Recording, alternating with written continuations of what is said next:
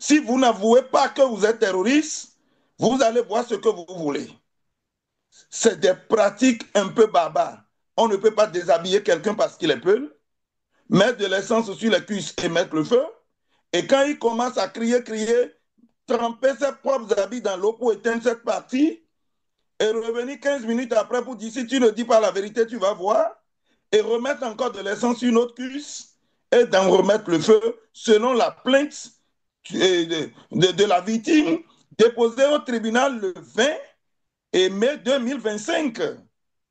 Les photos y étaient annexées. Le numéro de téléphone, le nom et prénom de ce dernier est là. Sa chance, c'est parce que les élus de la localité ont appelé le commandant du camp pour lui dire, mais ceux que vous avez arrêtés hier, ce sont mes parents, ils ne sont pas terroristes. C'est de là, maintenant que le commandant du camp aurait dit au capitaine, laissez-les parce que ceux-là, c'est les parents de tel élu de la majorité. C'est ainsi que ce dernier brûlé a eu la vie sauve. Il s'est rendu à l'hôpital. Selon les informations, le commandant aurait même renvoyé quelqu'un pour payer les premiers soins. Mais dès qu'il a vu encore un homme en uniforme, quelqu'un qui a vu le lion de dos ne peut pas avoir la même réaction que quelqu'un qui a vu le lion de face. Et la communauté Peul, si tu ne finis pas avec eux, c'est eux qui vont en finir avec toi quand ils seront libérés. Ce qui montre toute l'intention d'une communauté visée. C'est ainsi qu'ils sont venus finalement arrêter le 17 avril. Ils ont été finalement transférés à la brigade criminelle de Cotonou le 28 mai, plus d'un mois plus tard, pour être présentés au procureur spécial le 3 juin, avant d'être purement et simplement remis en liberté, parce qu'il n'y avait pas du tout de charge contre eux. Ce qui leur a fait pratiquement plus de 7 à 8 semaines de torture dans ce camp, mais jamais les officiers qui ont commis de ces forfaits connus de leurs supérieurs n'ont été officiellement, peut-être qu'il y a eu des sanctions internes, on ne sait pas. Même quand on a dénoncé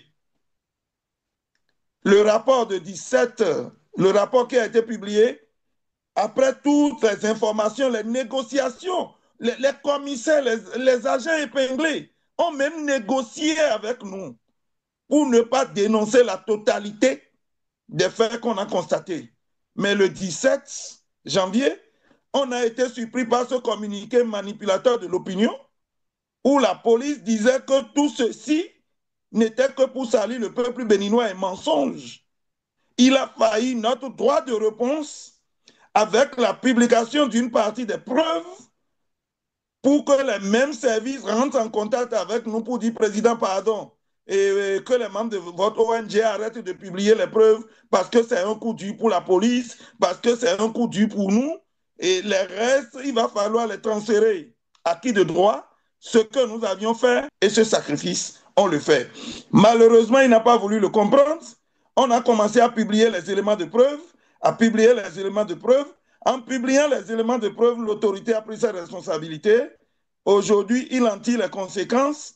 Malheureusement, nous prenons sur le fichier électoral plus de 500 000, plusieurs centaines de Béninois frauduleusement inscrits. C'est-à-dire c'est des gens qui ont acheté des actes de naissance auprès des mères misérables à 300 000 et qui ont renvoyé ces actes de naissance dans leur pays d'origine, les étrangers, et qui ont simplement changé de mère.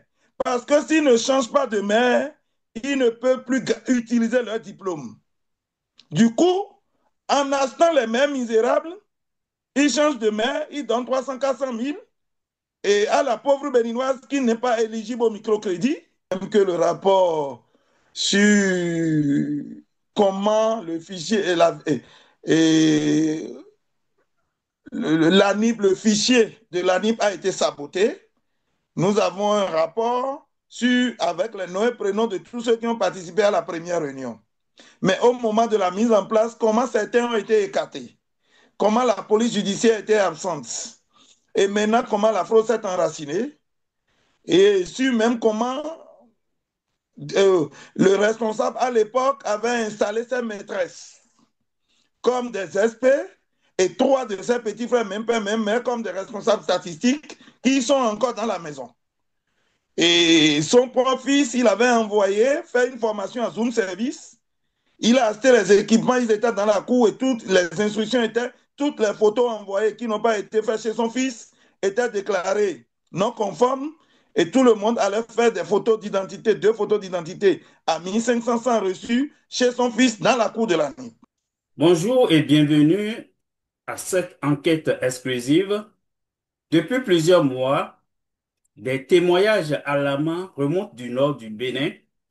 Arrestations arbitraires, disparitions inquiétantes, actes de torture et une communauté peule qui vit désormais dans la peur. Un rapport accablant signé par l'ONG Bénin Diaspora Assistance met la lumière sur ces dérives graves de certains militaires engagés dans la lutte contre le terrorisme. Aujourd'hui, nous recevons le président de l'ONG Bénin Diaspora Assistance, M. Meda Oudebi, pour comprendre l'ampleur de ces violations, les causes profondes de cette crise et les solutions qu'il préconise pour restaurer la confiance entre l'armée béninoise et les populations. Bonjour, Monsieur Meda Oudebi. Oui, bonjour, monsieur le journaliste. Donc, dans mon introduction, je parlais de ce rapport accablant et alarmant que vous avez rédigé, votre ONG. Pouvez-vous nous expliquer dans quel contexte vous avez rédigé ce rapport et quel est l'élément déclencheur? Je salue déjà les auditeurs et je remercie ceux qui sont en train de consacrer leur temps pour pouvoir écouter nos explications. Tout a commencé en 2024.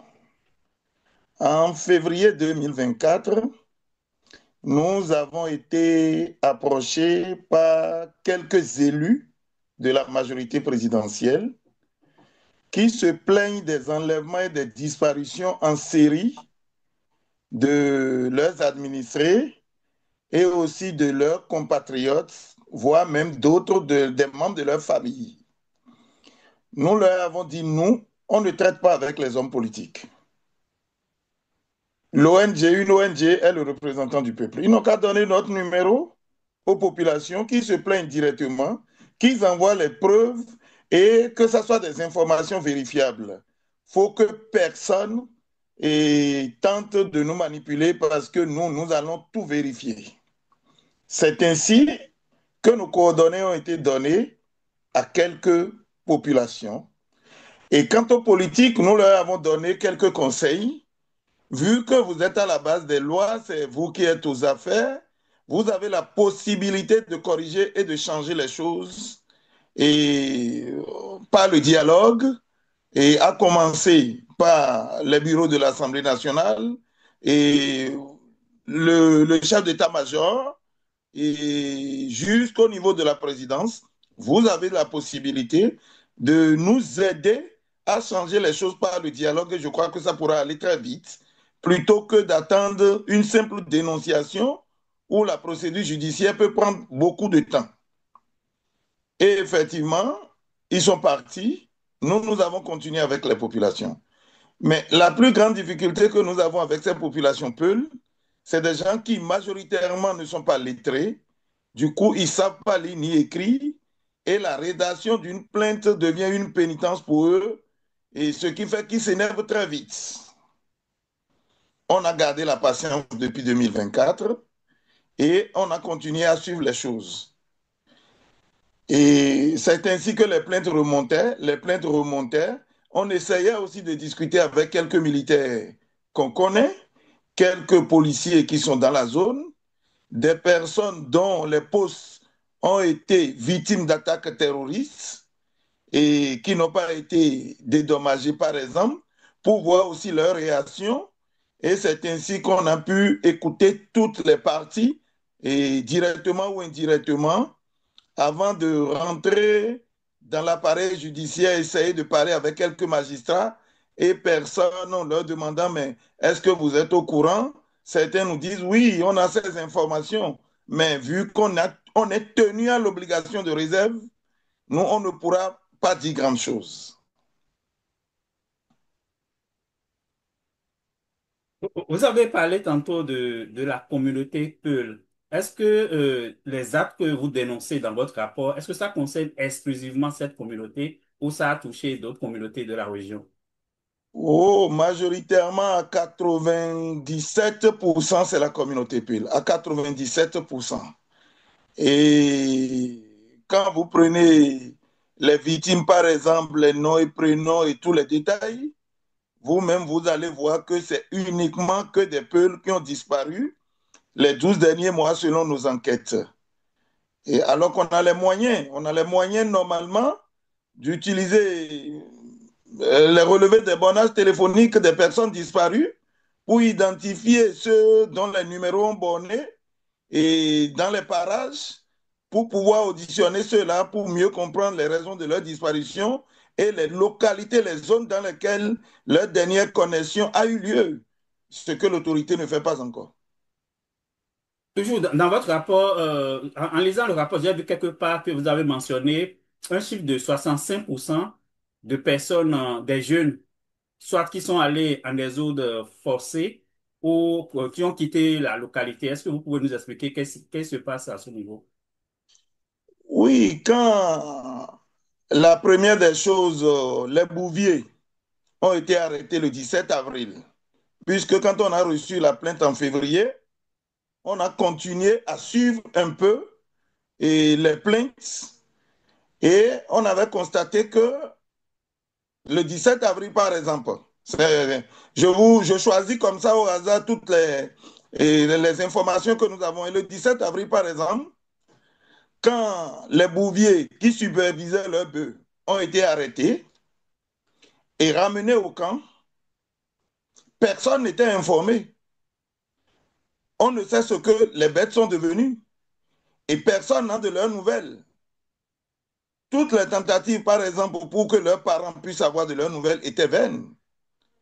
Et bizarrement, le 22 avril, c'est l'imam du Mamassipé qui a été interpellé à 6 heures du matin parce qu'on lui aurait demandé où se trouve son jeune frère. Et il dit non, je ne sais pas où se trouve mon jeune frère. On dit, ah, si tu ne sais pas, suivez-nous. Et c'est ainsi que lui et les personnes avec qui il était de retour de la presse ont été aussi arrêtés.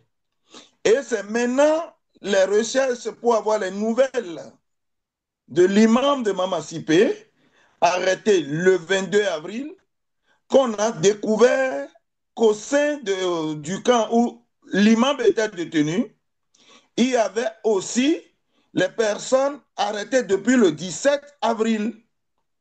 Et tous ceux-ci n'ont jamais vu un OPJ. Ils étaient gardés.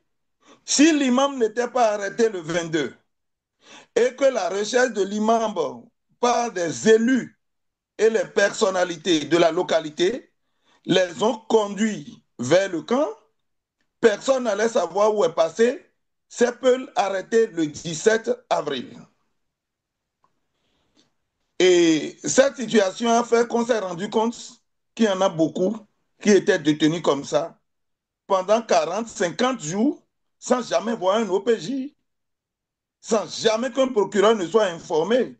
La preuve, je vous donne l'exemple, quand on a découvert que l'imam de Mamassipé était détenu le 20 chez eux, le 20 avril, le 22 avril, je crois, si j'ai bonne mémoire, alors que personne n'avait de ces nouvelles, personne n'a été informé, et que en voulant voir l'imam, on a découvert que les Peuls qui étaient arrêtés le Bouvier le 17 avril aussi étaient détenus par là.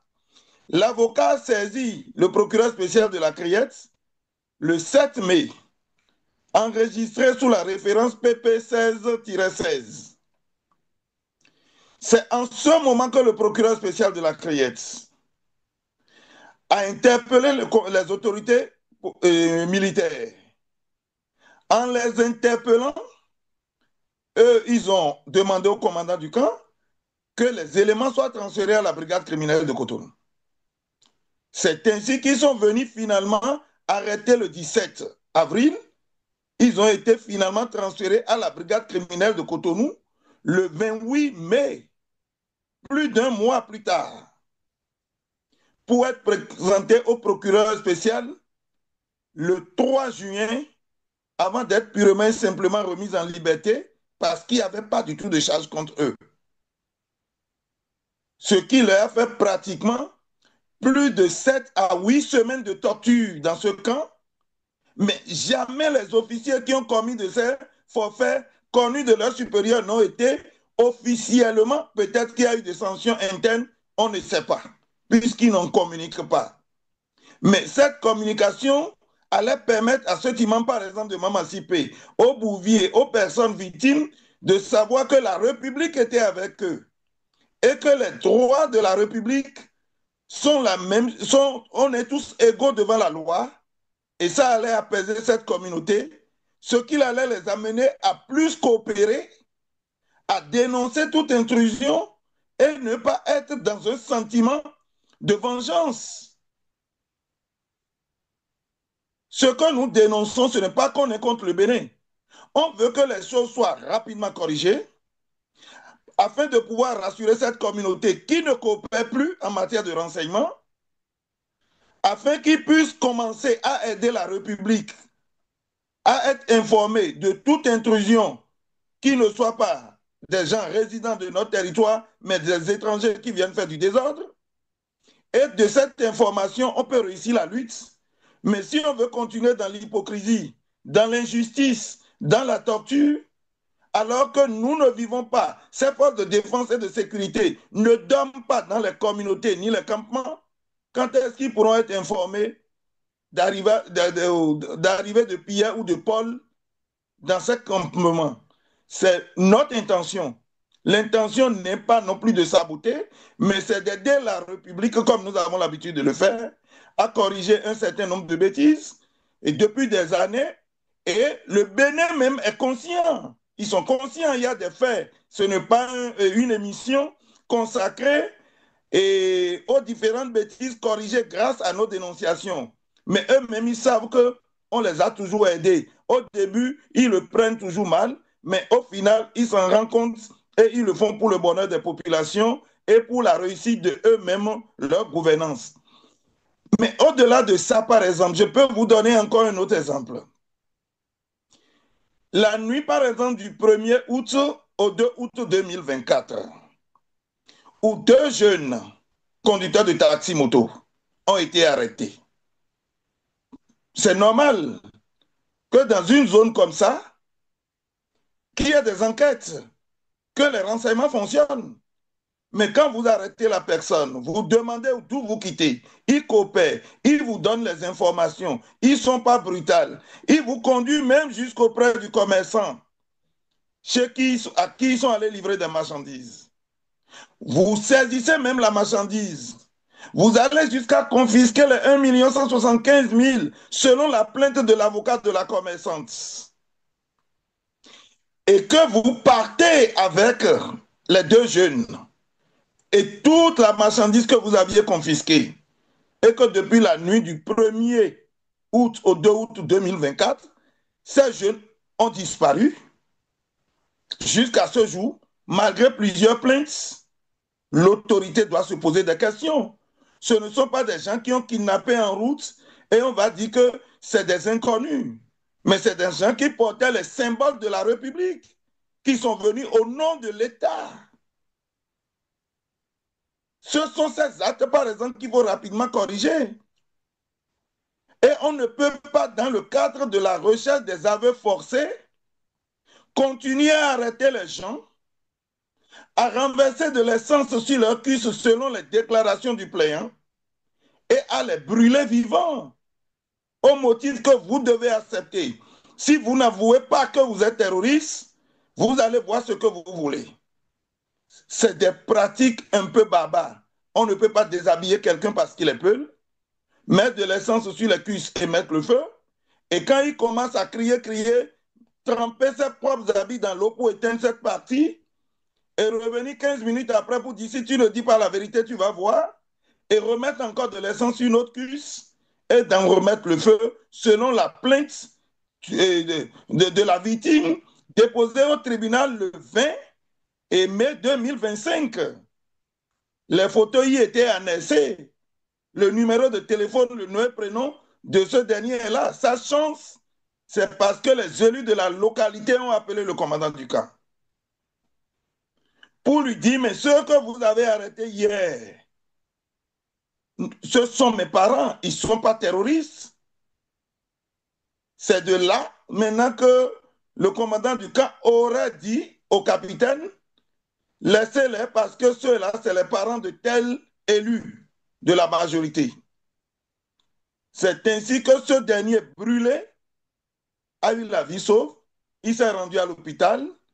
Selon les informations, le commandant aurait même renvoyé quelqu'un pour payer les premiers soins.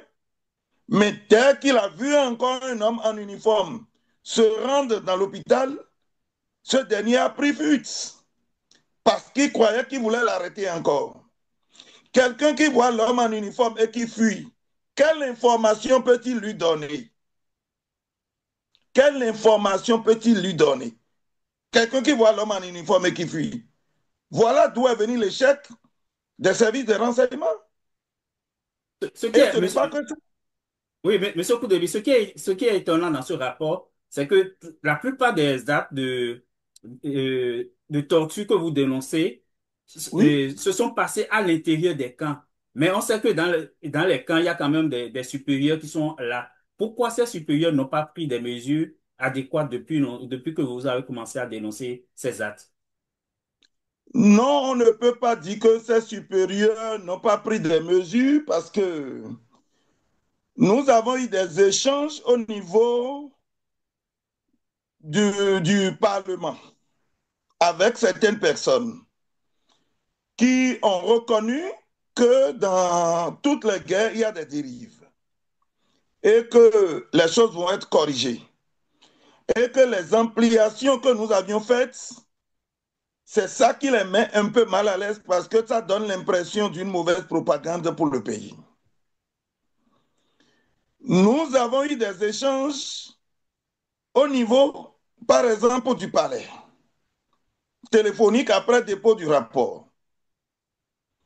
Certains ont voulu clairement que les élus locaux ou les élus de la majorité qui se plaignent, et est-ce qu'on peut avoir leurs identités? Nous leur avons dit non. Ce n'est pas la priorité. Il faut corriger la bêtise.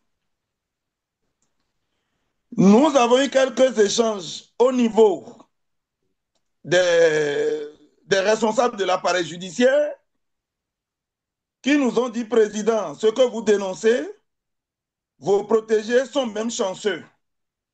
Parce que depuis un certain temps, nous avons l'impression que ces responsables, jusqu'en janvier 2025, étaient venus ouvrir une boucherie Peul. Ce qui fait que c'est des choses qui sont connues. Mais dans l'hypocrisie, on se cache derrière nous sommes en guerre. Ce n'est pas encore le moment. C'est l'hypocrisie-là que nous n'apprécions pas.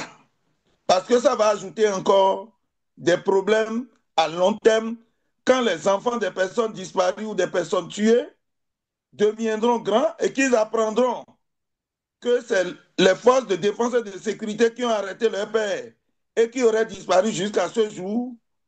Qui connaît la réaction que ces enfants-là peuvent avoir demain? Quelle situation nous aurons à gérer dans 20 ans, dans 10 ans et dans 30 ans? Dans, dans ce rapport, vous avez cité un certain nombre de cas que vous avez d'ailleurs rappelés ici. Je voulais aussi dire à nos internautes que dans le rapport, il y a des images quand même qui sont très troublantes qu'on ne peut pas en mettre sur certaines plateformes, sinon ça va être censuré. Mais des gens peuvent se préoccuper peuvent demander le rapport auprès de l'ONG s'ils veulent prendre connaissance de façon beaucoup plus détaillée. Maintenant, au-delà des exemples que vous venez de citer, est-ce qu'on sait à peu près combien de personnes ont été touchées par ces actes de torture jusqu'à présent? On n'a pas un nombre total, vu que je vous ai dit que les peuples sont majoritairement des gens qui ne sont pas trop lettrés, qui ne savent pas lire ni écrire. Beaucoup ne portent pas plainte. C'est pour ça que l'enquête a duré 1 an et demi. Notre enquête a duré 1 an et demi. On s'est patienté. on a accumulé des cas datés et dans ces cas, on a en tout 7 cas pour lesquels, parce que l'exigence que nous nous faisons, quand les victimes eux-mêmes ne portent pas plainte auprès des tribunaux, nous ne prenons pas la relève pour que le droit puisse être dit, parce qu'à partir de cet instant, on a un numéro de dossier.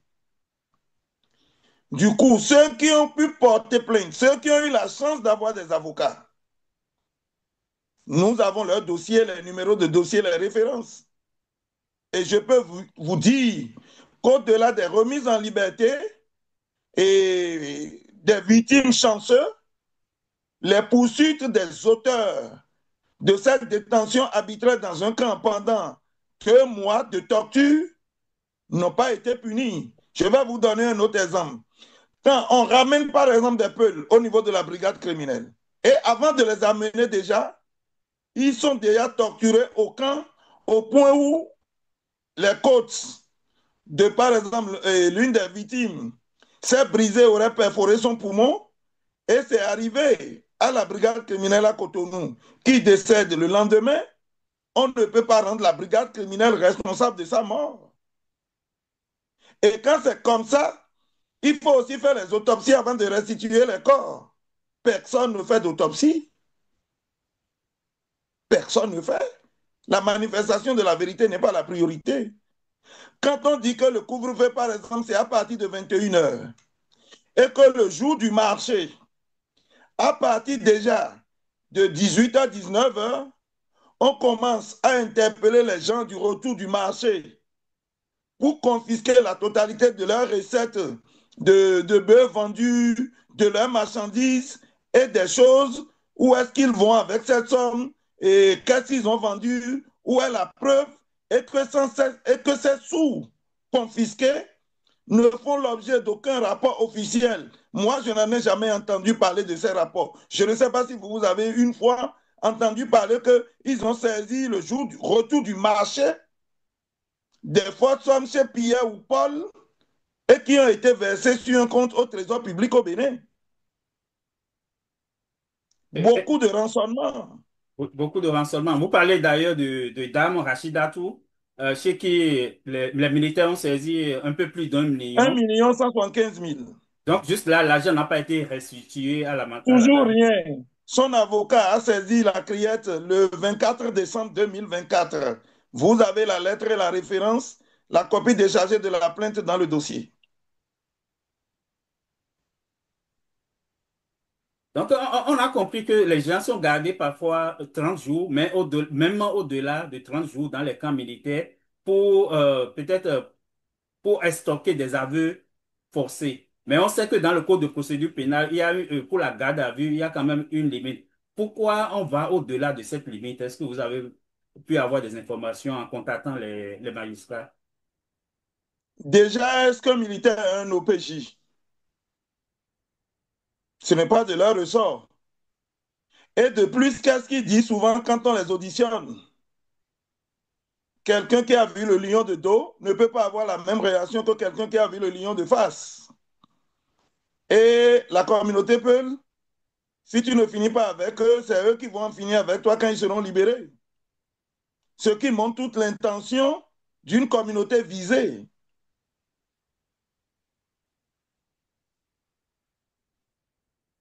Toujours dans le rapport, vous avez parlé d'échec des services de renseignement et de trahison militaire. Qu'est-ce qu'on peut comprendre par là? Quand je parle d'échec, je vais vous donner d'autres exemples.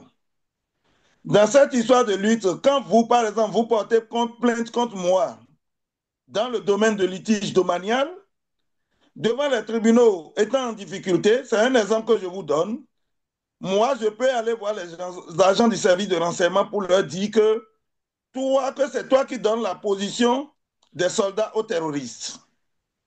Et c'est ainsi que toi, on te kidnappe, soit pendant la torture, tu donnes des aveux forcés et on te présente avec les aveux forcés pour arrêter la torture au procureur de la République. On te dépose en prison parce que tu as envie d'avoir la vie sauve, soit tu maintiens la position de la vérité et tu te retrouves dans l'inconnu où on ne sait jamais par où tu es passé. Ce qui fait qu'aujourd'hui, la présence même de ceux qui sont détenus dans les prisons leurs aveux posent question. Parce que si tu veux vivre, vaut mieux mentir. Et là, on pourra te présenter à un procureur, tu auras la vie sauve, même si tu seras privé de liberté. Mais si tu maintiens une position véridique, tu vas disparaître pour toujours. C'est ce qu'on est en train de remarquer. Ce n'est pas de l'affirmation, mais c'est la remarque. Puisque ceux qui ont maintenu la position de la vérité, plusieurs ont disparu et leurs noms et prénoms sont dans le dossier. Et le relevé de bornage téléphonique de leur numéro de téléphone peut aider à identifier les agents et avec lesquels ils ont eu les derniers contacts avant de disparaître. On a la technologie aujourd'hui et pour tracer les gens, pour arrêter les jeunes terroristes. Et pourquoi ne pas utiliser la même technologie pour la manifestation de la vérité quand il s'agit des crimes commis et, par des agents assermentés de l'État? Je vais vous donner un autre exemple. Entre les Peuls eux-mêmes, quand ils discutent par exemple une femme et que l'autre se sent en position de faiblesse, il y a l'un des deux, peut-être qu'ils vont voir souvent les soldats, pour leur dire oui, mon vis-à-vis, avec qui telle personne avec qui je discute la femme, mais ils n'expliquent pas que la base, c'est parce qu'ils discutent la femme. Ils vont leur dire oui, que l'attaque qui a eu lieu hier, que tel monsieur-là, qu'il a vu revenir vers l'heure là, et qui ressemble, et il était avec d'autres, ils étaient en groupe.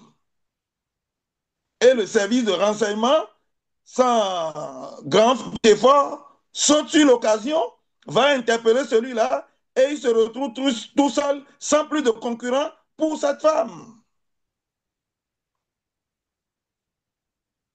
Donc, Voilà les détails, voilà quelques détails qui montrent que les services de renseignement ont échoué parce qu'à un certain moment, ils se sont aussi laissés manipuler.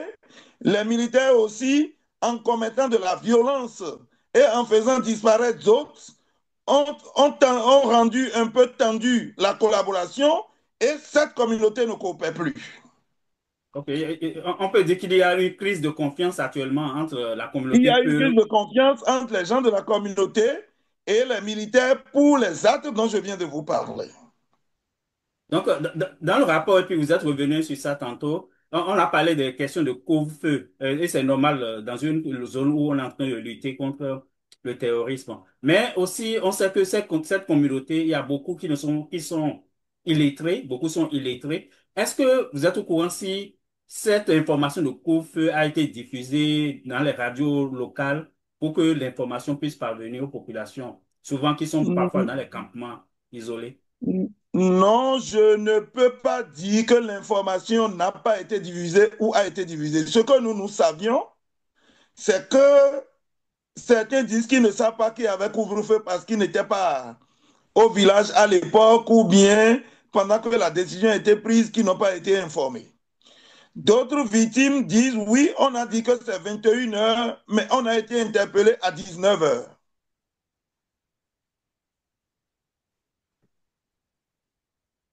Par Donc, exemple, quand je vous dis que les climats sont tendus, l'imam de Mamassipé, par exemple, qui a été arrêté juste parce qu'il n'a pas pu dire où est son frère, qui a fait pratiquement 7 semaines de torture dans ce camp, avant d'être ramené à la brigade criminelle de Cotonou, avec le Peul, qui a été arrêté le 17 avril pour être libéré le 3 juin. Cet imam-là, par exemple, quelle presse vous voulez qu'il fasse en votre faveur? Avec la colère, l'injustice qu'il ressent, si rien n'est fait pour l'apaiser, pour lui dire non, il y a une erreur, comprenez la situation, vous saviez, nos militaires, ce qu'ils font, c'est pour votre bien. S'il n'y a rien, si rien n'est fait pour les apaiser, quelle coopération ils veulent que cet imam, par exemple, fasse avec eux, ou bien se peut l'arrêter le 17 avril et libérer le 3 juin face. C'est ça le problème.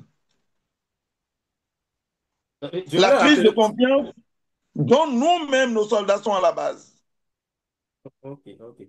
Donc, je voulais rappeler, puis vous l'avez dit aussi, que l'intention de ce rapport, ce n'est pas de nuire à l'image du Bénin. Et ce que nous faisons aussi, Aucunement. c'est pour que les autorités compétentes puissent prendre des mesures. D'ailleurs, dans le rapport, vous avez fait des recommandations. Vous avez fait des Bien sûr, recommandations pertinentes. J'en ai noté 8. Et l'une des recommandations que vous avez formulées, euh, ou bien parmi les 8 recommandations, laquelle vous semble être prioritaire aujourd'hui? la première déjà, je sais qu'en 2025, le haut commandement même, ayant constaté l'échec de l'équipe qui commettait ces bavures, avait changé les responsables. Mais tout le monde n'a pas été changé. Je crois plus précisément le changement a eu lieu entre avril et mai. Mais sans dire ce qu'il leur reproche. Je suis sûr qu'il a les mêmes informations que moi. Et ainsi que les membres de l'ONG qui sont dans la localité.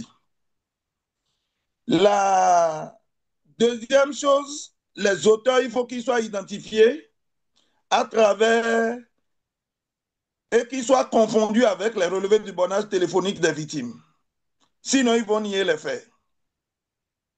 Ce n'est que comme ça qu'ils peuvent aider les familles à retrouver tous ceux qui ont disparu dont les noms sont dans la liste pour qu'ils puissent avoir le cœur tranquille et être rassurés. C'est-à-dire, en un mot, la première des choses pour rétablir la confiance, c'est relever toute l'équipe qui est mêlée de cette bêtise, procéder à des sanctions et à la justice, c'est-à-dire à l'instruction des plaintes déjà déposées, dont les références sont dans le dossier, pour rassurer ne serait-ce que cette frange de la communauté. Et c'est à eux maintenant d'aller vers les autres pour leur dire non, rassurez-vous, les choses ont changé. La nouvelle équipe, nous avons recommandé que cette nouvelle équipe prenne attache avec les représentants, c'est-à-dire les associations, les préfets, les notables, les élus locaux, les députés de la localité, les magistrats, pour pouvoir leur dire maintenant, le passé c'est passé, nous on est là, ayez confiance en nous, il y aura plus de bêtises, nous allons travailler la main dans la main. Désormais, chacun sera responsable de la sécurité de son milieu. Si vous avez quelqu'un, il y a une intrusion, c'est telle personne que vous devez informer et c'est lui qui sera l'agent de liaison entre les forces de défense et de sécurité et la communauté. Peut-être que en utilisant cette stratégie, ça va réduire les bavures et les soldats qu'on envoie là-bas qui ne connaissent pas mieux le terrain pourront, à travers cet interlocuteur, mieux connaître le terrain, savoir qui dit la vérité, qui ment, et de pouvoir facilement avoir la personne par qui il peut vérifier les informations qu'on lui remonte, si c'est vérifiable ou si c'est des règlements de compte. Ça va leur éviter les erreurs aujourd'hui qui sont en train de ternir leurs images. Vous avez proposé de remplacer une grande partie du commandement dans le nord du Bénin. Pensez-vous que ça soit une solution réaliste dans le contexte de lutte contre le terrorisme? Bien sûr, bien sûr, on n'a même pas les 1/5 de nos forces de défense et de sécurité dans cette zone. On n'a même pas les 1/5. Du coup, c'est faisable en les positionnant, en mettant à leur disposition des psychologues, déjà pour ceux dont les positions ont été victimes d'attaques. Et avec la nouvelle équipe, vu qu'ils ont déjà remplacé une partie, ça veut dire qu'ils n'auront plus la totalité, ils auront que les anciens à remplacer pour compléter la nouvelle équipe qu'ils viennent d'envoyer.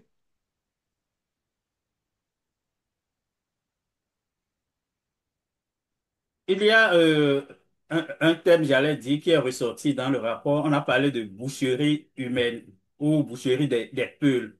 Est-ce que c'est lié à la nature des tortures qui ont été infligées à ces personnes? Oui, c'est lié à la nature parce que les personnes qui ont été brûlées vivantes et qui ont subi et des tortures, les personnes qui ont disparu sont pratiquement tous de la communauté Peul. C'est ce constat qui nous amène à comprendre le thème et boucherie Peul que certains sont allés ouvrir.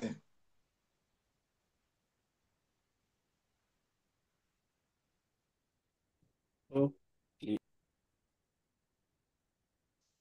Donc, Monsieur Médard Koudébi, au vu de ce rapport et de vos recommandations, est-ce qu'il y a encore des éléments importants que vous souhaitez partager avec l'opinion publique? C'est très important. Déjà, il faut que ce gouvernement, pour être sûr qu'il veut mettre fin à tout ce désordre, puisse équiper de caméras piétons l'équipe des contrôles et d'intervention. De caméras piétons l'équipe de contrôle et d'intervention. Ça va leur permettre de savoir que désormais, les bavures ne pourront plus être effacées et la facilité de disparition d'un être humain de plus d'un an sans que justice ne soit faite ne pourra plus être possible. Ça, c'est capital. C'est la première des choses la plus urgente à compléter aux recommandations qu'on a déjà faites.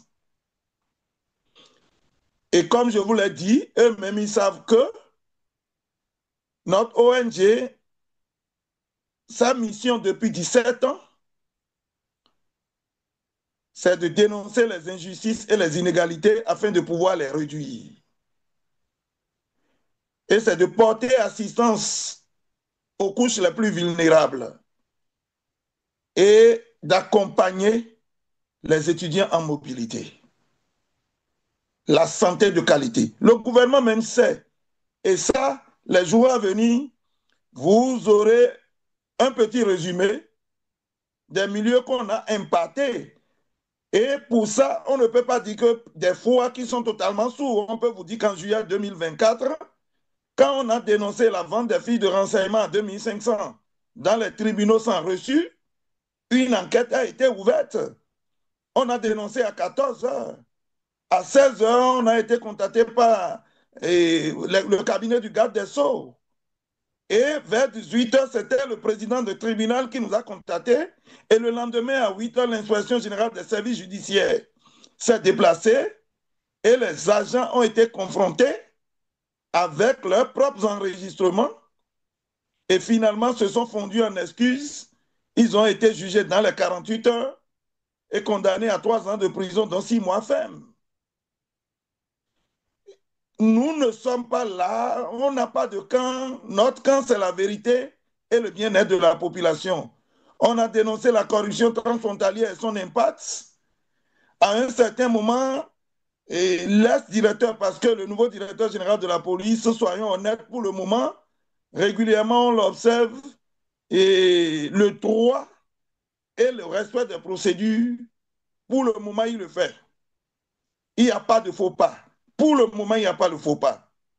Mais son prédécesseur n'ayant pas le niveau du droit et étant un gendarme, le gendarme, c'est quoi? C'est le village de la brutalité. Ce n'est pas une procédure qui est sa priorité. On sait tout ce qu'il a commis, on sait tout ce qui a été dit. Nous-mêmes, quand on a dénoncé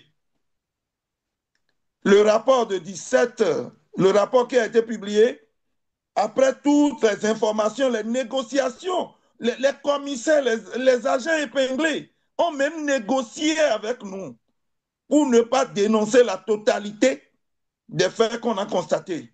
Mais le 17 janvier, on a été surpris par ce communiqué manipulateur de l'opinion où la police disait que tout ceci n'était que pour salir le peuple béninois et mensonge. Il a failli notre droit de réponse avec la publication d'une partie des preuves pour que les mêmes services rentrent en contact avec nous pour dire président pardon et que les membres de votre ONG arrêtent de publier les preuves parce que c'est un coup dur pour la police, parce que c'est un coup dur pour nous et les restes, il va falloir les transférer à qui de droit, ce que nous avions fait et c'était encore l'occasion de remercier le chef de l'État qui, en moins de 2 semaines après avoir eu les preuves communicateurs mettant en difficulté, confondant la police qui devait être judiciaire mais qui s'est transformée en police criminelle avec des assassinats maquillés de Faisal Aparakou, et de Martin Hunga à Rébier, paix à son âme, ça fait bientôt 2 ans, le corps est encore la mort de Ouida, de Satune Hunga, et assassiné, le corps est encore la mort de Pornovo. Franchement, le chef de l'État finit par tirer les conséquences après avoir sorti le reste des éléments de preuve en notre possession aujourd'hui, et il lui a donné congé. Mais il faut que derrière ce congé, le droit soit dit, que les relevés de bonheur téléphonique de tous les corps retrouvés à l'Ouémé Plateau, au bord de voie, retrouvés au sud et au nord de 2019 à 2024, que les mêmes relevés de bonheur téléphonique soient utilisés pour pouvoir identifier les auteurs. Je vais vous faire une confidence. Quand on a recommandé l'utilisation du bonheur téléphonique, un agent est rentré en Ibos avec nous pour nous dire, mais président, vous allez nous tuer. Je dis, comment je vais vous tuer? Ce n'est pas moi, c'est le bureau qui recommande que le bonheur téléphonique soit utilisé des personnes dont les corps sont retrouvés ou qui ont disparu afin de pouvoir trouver tous ceux qui étaient présents au moment où son téléphone a cessé de borner pour les auditionner. Il dit, président, si je vous dis qu'avec cette recommandation, vous allez nous tuer, c'est parce qu'on aurait beau dire aux agents, débarrassez-vous de votre téléphone avant l'opération, il y en aura toujours un qui va oublier son téléphone dans sa poche. Et s'il est démasqué, il va citer toute l'équipe. Ouais, je voulais peut-être profiter de ça parce que on sait qu'il y a quelques mois, un journaliste, pour ne pas le nommer, Vigile avancé, avait dénoncé des actes d'exécution extrajudiciaire dans une école à Porto-Novo. Est-ce que votre ONG a eu vent de cette affaire? Est-ce que vous avez eu plus d'informations? Non, nous n'avions pas eu vent de cette affaire avant son éclatement. Et c'est au moment où le procès était en cours qu'on a été appelé en panique, où paraît-il que la hiérarchie, à l'époque, je ne parle pas de l'actuelle hiérarchie, la hiérarchie à l'époque aurait dit qu'il ne peut pas fonctionner avec des tops dans son équipe et qu'un agent serait celui qui aurait porté l'information à Vigile parce qu'il faisait partie de l'équipe qui faisait un certain nombre de choses. Et pour ça, qui doit en finir avec lui. Cette discussion que l'ancien responsable de la hiérarchie a eue dans sa voiture, ses conducteurs, son entourage et ses gardes auraient informé l'agent dont le nom aurait été soupçonné comme étant un top au sein de l'équipe qui a permis à Vigile d'avoir des informations irréfutables, qui aurait permis, je mets ça au conditionnel, c'est ainsi que l'agent, si j'ai bien bonne mémoire, c'était un vendredi, c'est la veille de Pentecôte ou Pâques, c'était quand même un vendredi, et l'agent aurait voulu savoir si on pouvait lui trouver quelque part où se mettre à l'abri pour éviter de subir un sort de disparition. Nous lui avons demandé, mais tu es actuellement où? Il a dit, je suis dans les parages de Cotonou. Ta femme et tes enfants vivent avec toi là? Il dit non, il serait à Abomey. Je lui ai dit, ne quitte pas le territoire sans restituer les équipements de travail. Commis-toi tout de suite un avocat qui va procéder à la restitution de tes équipements pour que demain, on ne dise pas que, on ne dit pas que tu as fui avec le matériel militaire et que tu serais dans l'intention de porter atteinte à la sûreté de l'État. Ça a été la discussion que nous avons eue avec cet agent qu'on ne connaît pas, qui nous avait appelés en panique et parce qu'on venait de l'informer de la nouvelle, la discussion que la hiérarchie aurait eue en voiture sur son sort. Si on a eu une information directe liée à cette affaire, c'est comme ça qu'on a été informé et nous, on n'est plus allé loin puisque c'était un dossier qui pendait déjà devant la justice. Et à partir de là, nous, on n'avait plus de commentaires à faire. Donc, pour en revenir au rapport de cette émission, on a parlé des militaires qui sont impliqués dans ces affaires-là.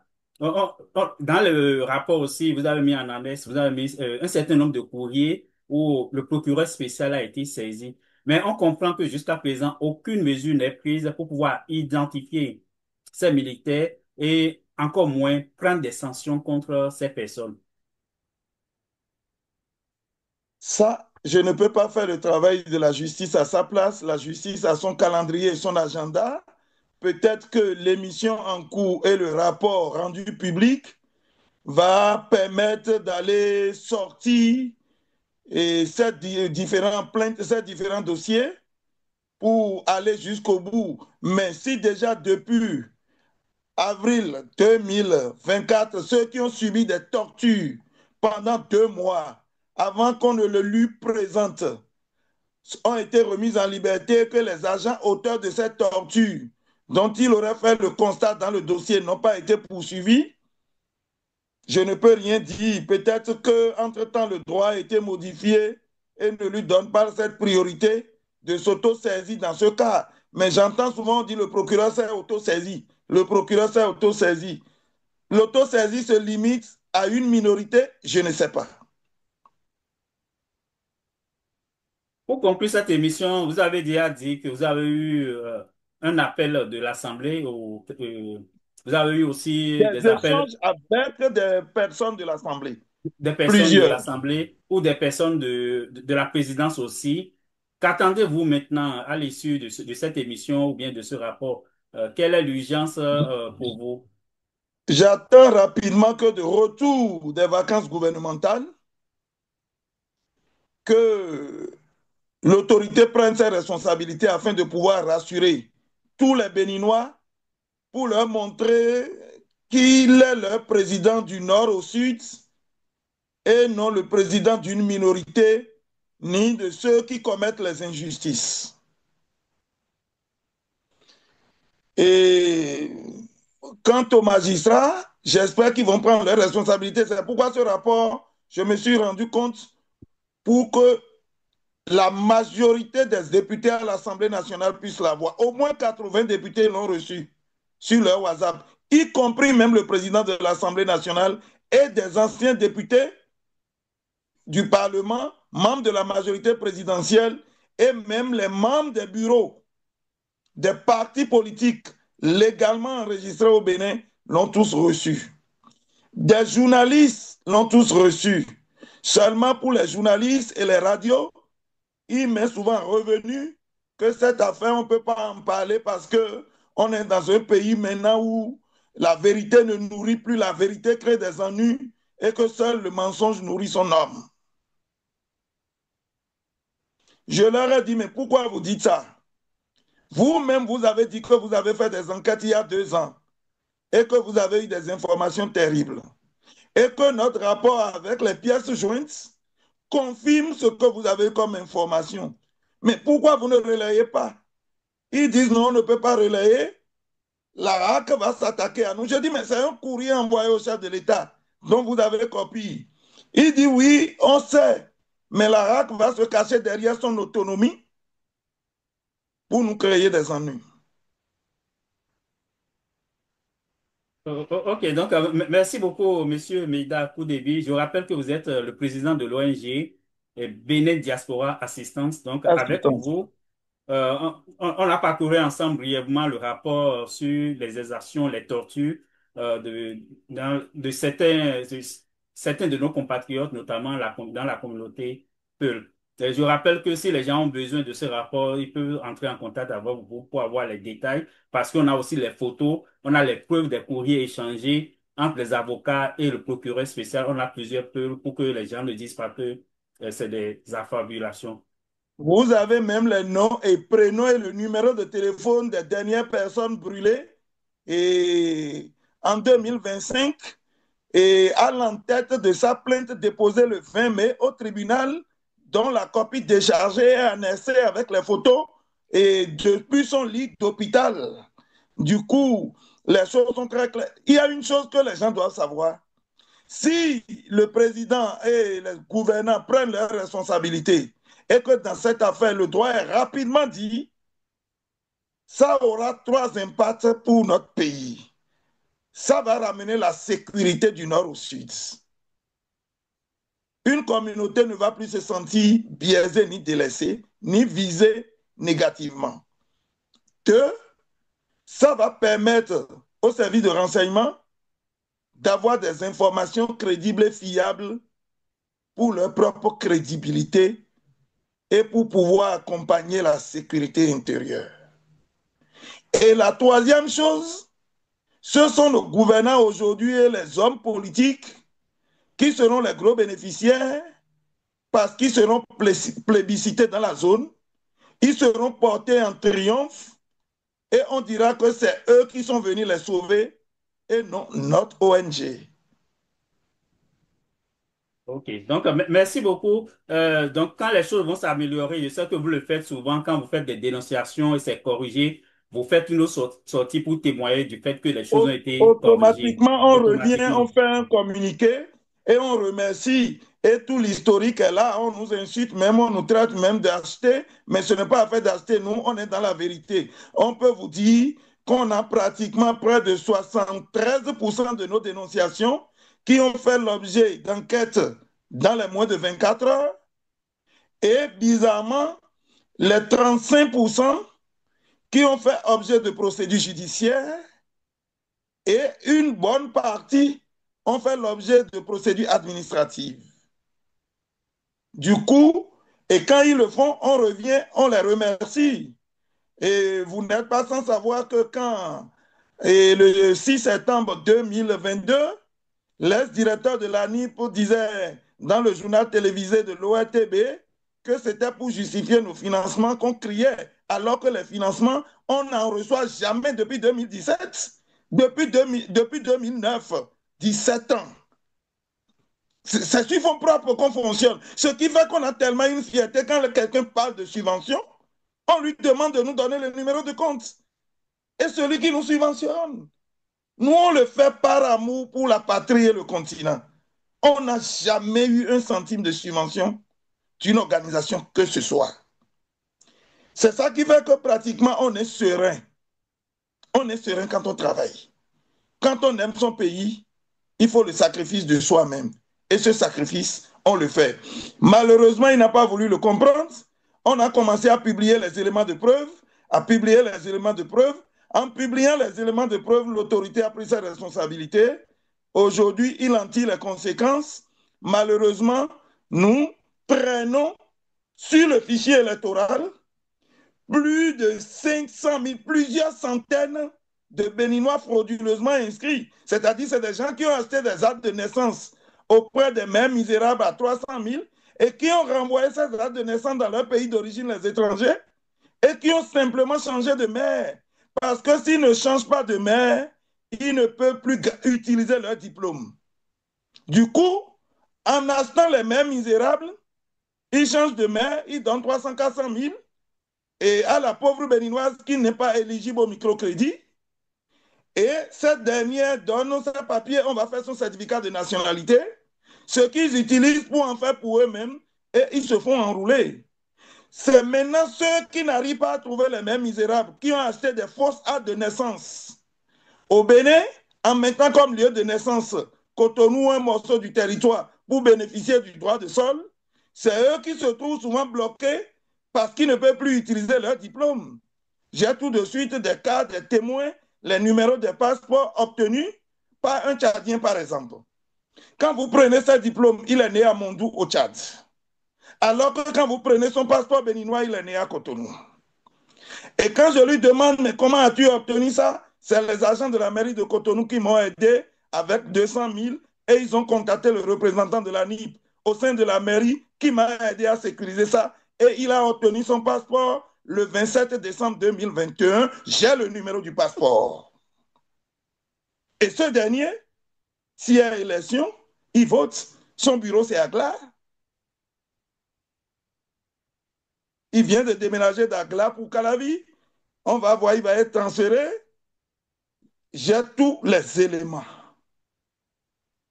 Celui-là, il demeurera béninois, ses enfants vont demeurer béninois et ils vont affronter nos arrière-petits-fils demain.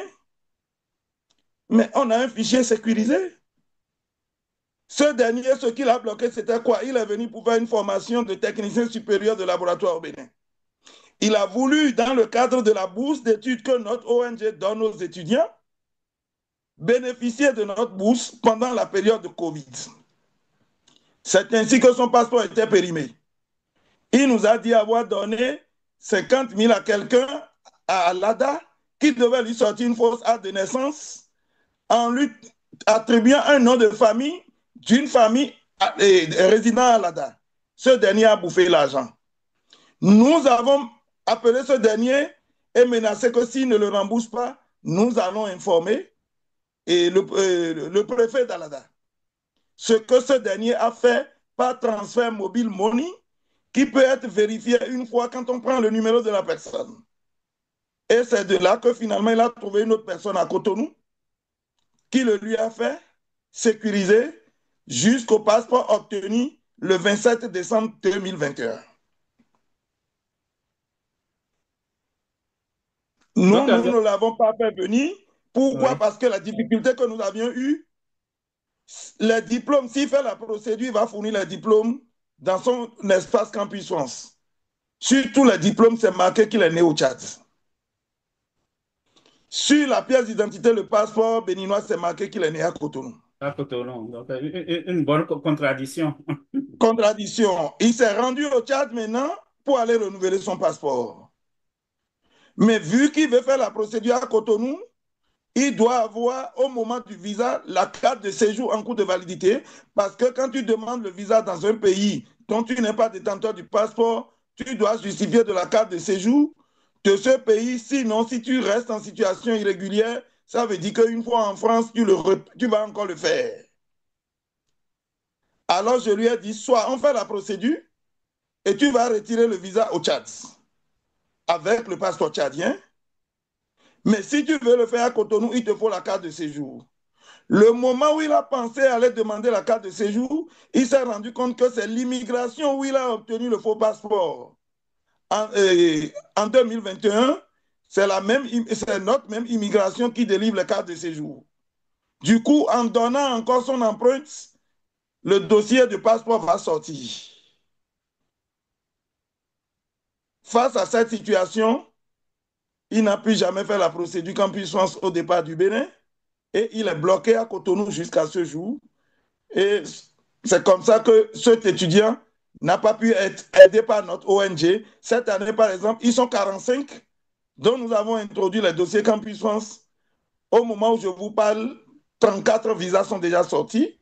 On attend le reste. L'année dernière, ils étaient 37.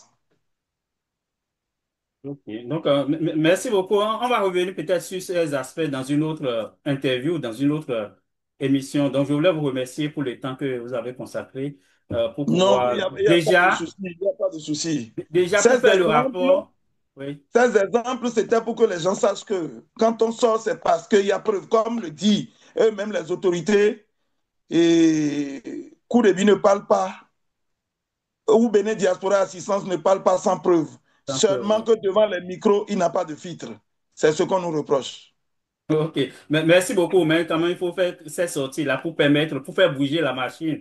Parce que ces rapports, quand on les transmet de façon confidentielle, souvent on n'a pas de suite. C'est quand ça devient public que les gens voient que il faut bouger les pions pour pouvoir corriger rapidement ce qui a été dénoncé. Donc, merci beaucoup et puis on va se revoir dans une prochaine émission pour aborder d'autres aspects des activités de votre ONG. Il y a pas de souci. Je crois même que le rapport sur comment le fichier et l'ANIP, le fichier de l'ANIP a été saboté. Nous avons un rapport avec les noms et prénoms de tous ceux qui ont participé à la première réunion. Mais au moment de la mise en place, comment certains ont été écartés, comment la police judiciaire était absente, et maintenant comment la fraude s'est enracinée, et sur même comment le responsable à l'époque avait installé ses maîtresses comme des experts et trois de ses petits frères, même père, même mère, comme des responsables statistiques qui sont encore dans la maison. Et son propre fils, il avait envoyé faire une formation à Zoom Service. Il a acheté les équipements, ils étaient dans la cour et toutes les instructions étaient, toutes les photos envoyées qui n'ont pas été faites chez son fils étaient déclarées non conformes et tout le monde allait faire des photos d'identité, deux photos d'identité à 1500 reçus chez son fils dans la cour de la nuit. Les choses bougent, hein, vraiment. Ouais, beaucoup de choses. Donc, vous pouvez toujours nous transmettre ce rapport aussi, et puis on va trouver un moment. Je vais vous transmettre le rapport envoyé au chef de l'État par mail. Et dans ce rapport, vous avez tous les numéros de quelques passeports obtenus grâce à des faux documents d'ANIP et même les copies des passeports. Ok, ok. Donc, on va consacrer un autre volet de cette émission-là. Parce qu'on a reçu aussi, il n'y a pas longtemps, Monsieur Jean-Baptiste Elias. Notre objectif, c'est de mettre la Oui, lumière mais sur j'ai un dit certain à nombre. Jean-Baptiste Elias, la fraude est tellement mécanisée au système rwandais que cette histoire de révision de la liste électorale, vous n'allez pas pouvoir dénicher. Comment vous pouvez savoir que ce Béninois avait acheté une mère, ce papier, ce Béninois avait acheté une fausse date de naissance? Vous ne pouvez pas, je lui ai dit. Ils ont industrialisé la fraude. Ok, Je lui ai dit. ok, ok. Donc, La seule merci. manière dont il a Oui. pu, au moment de la vérification, je lui ai donné des actes de décès de certains. Et ces actes de décès, à la fin, il a demandé d'après les numéros de vote de ceux-là. Et ils le lui ont donné. Et c'est en retour qu'il a dit, voilà, ils sont tous morts. Ils sont toujours dans le fichier. Bien sûr. Oui. Comme l'a dit souvent un député qui dit qu'il a voté lui seul 1200 bulletins, mais jamais il n'a été poursuivi. Il dit qu'il a voté 12 carnets. 12 12 carnets, dans carnets. chaque carnet, il y en a 100 bulletins. Ok, ok. Donc, merci beaucoup. Je suis mettre sur pause.